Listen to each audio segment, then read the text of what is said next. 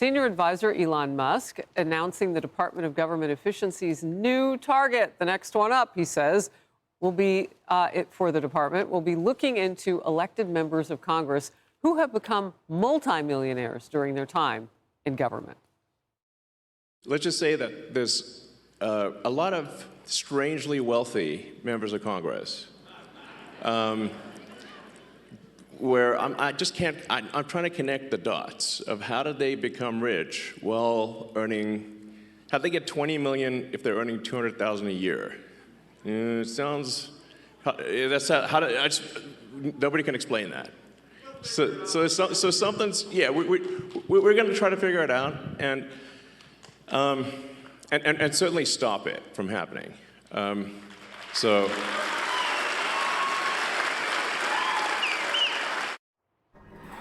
Kennedy, he's got a point. Do the math. No, he has a lot of really important points. And one of the most entertaining things last year was following the Nancy Pelosi stock tracker. And there were several funds that popped up based solely on her stock trades, which outperformed all the index funds by quite a lot.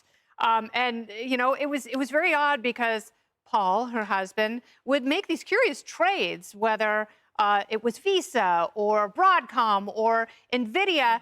And all of a sudden, you know, a week or two later, there would be big news with all of these companies that directly benefit him. Yeah, I mean, he must be psychic. Yeah. Like, remember Ms. Cleo? Yeah. We need just Paul hanging out. Pelosi Like, on the Psychic Friends Network, at least giving stock advice, because, man, that guy bats like 17,000. They have to have a new scale for him. And correct me if I'm wrong, you know, this is not the first time this has come up, okay? And in the House, Nancy Pelosi and others didn't want to vote for anything that would have culled some of this or at least held accountability among lawmakers. No, they'll do everything they can to make sure that they're not held accountable for this. And I laugh because a couple years ago, Nancy Pelosi was so good at trading, she beat every major hedge fund in America. Yes. With like staff of hundreds of researchers whose only job is to find like the golden ticket on a stock trade and some technology that's going to explode. Nancy Pelosi's sitting back in her office and she's like, yeah, I'm going to do that one, and it's just going to hit gold yet again. So making Kennedy's point, they're both clairvoyant, Mr.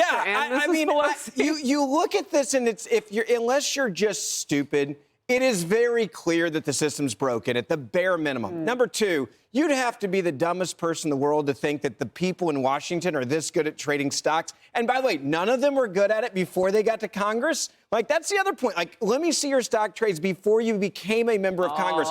Were you hitting 143% earnings per year in your portfolio before you got there? And I think, look, I sat down with Elon Musk at the White House a couple weeks ago with Senator Cruz, and we interviewed him. And this, you could tell it irritated him. He's a data guy. He was actually, I think, honestly angry over it because it's such an abuse of power. Right. And so he's like, I'm going to ask questions. And to people in Congress, there are Republicans that do this too. There are Democrats, a lot of them, they outperform the Republicans if you look at the weighted average for last year. But his point is, if you got nothing to hide and you're doing everything normally, then don't worry about this and me looking into it. And the others, you're on notice because they deserve to get nailed. Look, that phrase about if you've got nothing to hide, that's immediately what I thought of when I saw the story today. I'm like, well, who would have something to hide more than the woman who said, Nancy Pelosi, you'll see what's in the health care bill when we pass it. Yeah. Like, don't read it now. Wait till it passes. Now I kind of wonder what they passed in terms of their cash. So Fortune and many other mainstream outlets cited this report from Unusual Whale, and they looked at all of the open source data for Republicans, Democrats on their stock trades. Both Republicans and Democrats outperformed the S&P averages. So how is that possible in Congress? The interesting argument that I read, though, was from Bob Barr, former congressman.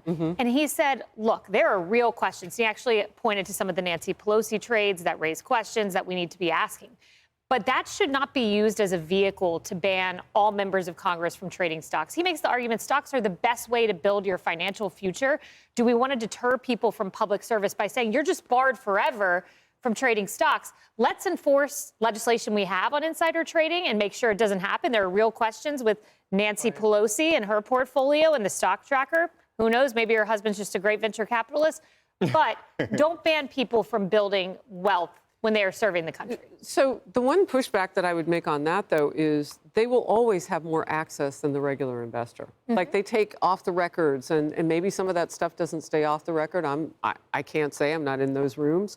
But it seems like they have an advantage anyway. Maybe it's not a lifetime ban, but certainly while they're in Congress. Well, and I think that's what Elon Musk is going to be looking at, which is essentially whether the advantage has been legally used. And at what point does the advantage become unconstitutional or straight up illegal? You know, and I want to point out sort of the backdrop. So as you pointed out, the Stock Act, that passed in 2012.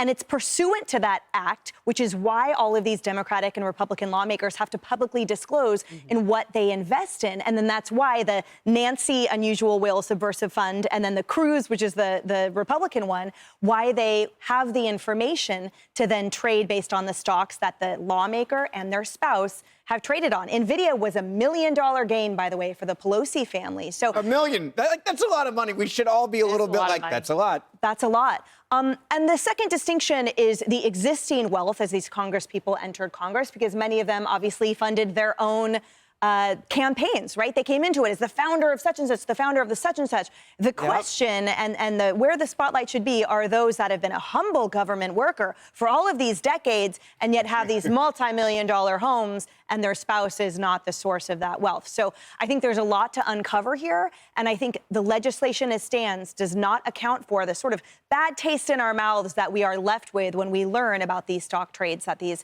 members and their spouses are going through. And that's what Elon Musk is asking. Like, how did you do it with this amount? How did you get here? And one last point that I am curious about in all of this is, with all of that money that they have, because you talked about elections, who's making sure that didn't get funneled back in? Is that a problem? Is that a conflict? I mean, if you're able to raise that kind of cash, yeah, you'll beat anybody pretty much. Look at AOC and Ilhan Omar. I mean, they face questions about that very Jasmine sort of Crockett has a lot of questions about her finances. To put it in perspective, I had a congressman. Late great Cori Bush. Yeah, I had a congressman say to me the other day, he said, it's amazing that people in Congress who used to be CEOs of companies make more money being a congressman than they did when they were the CEO of a company. That's how broken the system is, was his point. Well, they are playing with our money, aren't they? I To mean, some degree. You're a CEO and you made less than you do when you're making $147,000 in Congress. That's a pretty good gig. Well, I guess we'll have to find out what's in it when it. Never mind. Hey everyone, I'm Emily Campagno. Catch me and my co-hosts Harris Faulkner and Kaylee McEnany on Outnumbered every weekday at 12 p.m. Eastern, or set your DVR. Also, don't forget to subscribe to the Fox News YouTube page for daily highlights.